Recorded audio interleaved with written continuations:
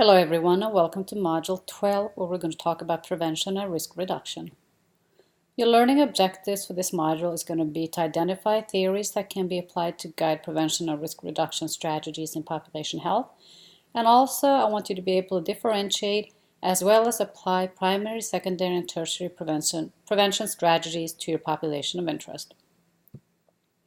So I want to start off by talking about the essential public health operation, EPHO, which purpose is to prevent disease through actions at primary, secondary, and tertiary levels. Most of these actions fall within the role of health professionals and healthcare providers in primary care, hospitals, and the community. The WHO states that each of these three approaches has an important role to play in disease prevention.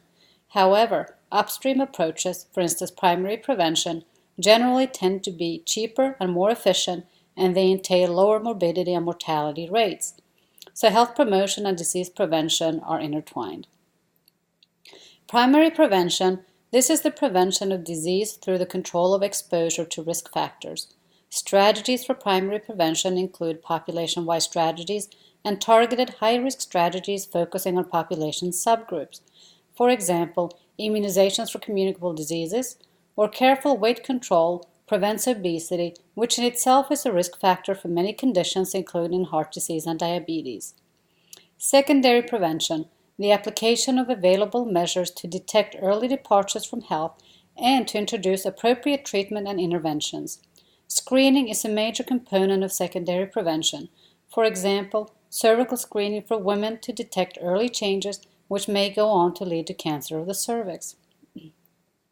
Tertiary prevention, this is the application of measures to reduce or eliminate long-term impairments and disabilities, minimize suffering caused by existing departures from good health, and to promote the patient's adjustment to his or her condition. For example, a person identified as having type 2 diabetes will have regular blood glucose checks to monitor control of their diabetes and prevent complications of the disease. There are two approaches to prevention: targeting a whole population, whether they are exposed to risk factors or not, or tackling only those identified as being high risk. And there are pros and cons of each approach. So to design programs addressing prevention and risk reductions, researchers often use various theories to guide their work. The social ecological model, SEM, is a theoretical framework for understanding the factors that influence health and wellness at varying levels surrounding individuals, groups, and populations. The idea here is to prevent illness before it occurs. So the Pratt article in your readings reviews the evidence on physical activity interventions, actions, and strategies that have the greatest potential to increase physical activity at the population level, and they use the social ecological framework to conceptualize this. Over the last few decades, much research and work in public health has focused on persuading individuals to change their behavior in an effort to reduce their propensity to develop lifestyle diseases. Since the etiology of the non-communicable disease epidemics is to an extent rooted in the details of daily life and in what people do, this does not seem on the face of it to be an inappropriate response.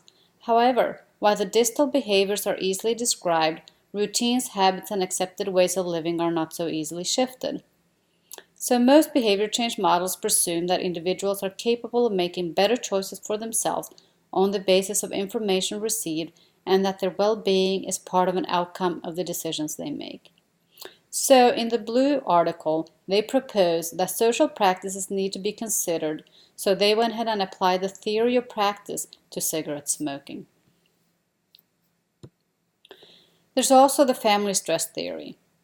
So in the Voisin study, the idea is that African American youth, especially those who live in low-income communities, are at increased risk for experiencing higher juvenile justice involvement, poor mental health, low school engagement, and higher illicit drug use and STIs relative to their higher income peers and those from other ethnic backgrounds.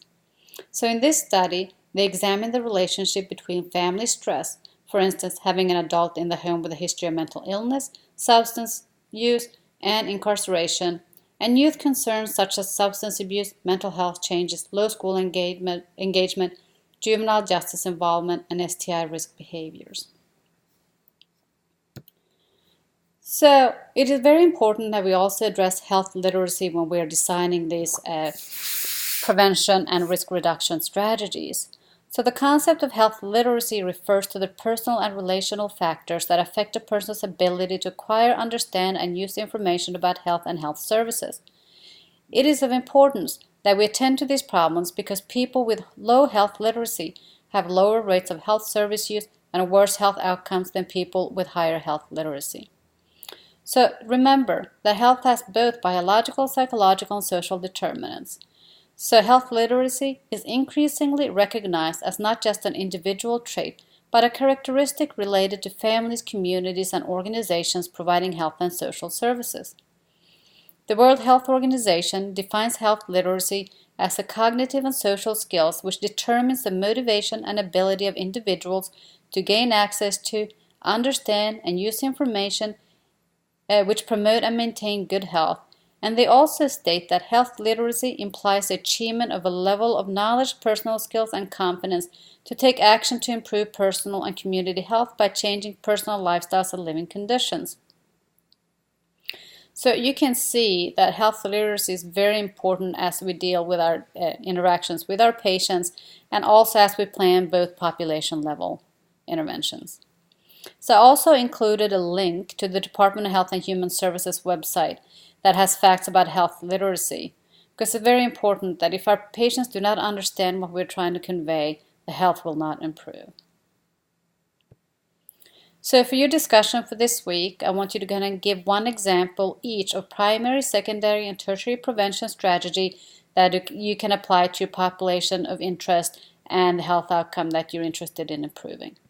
So thank you.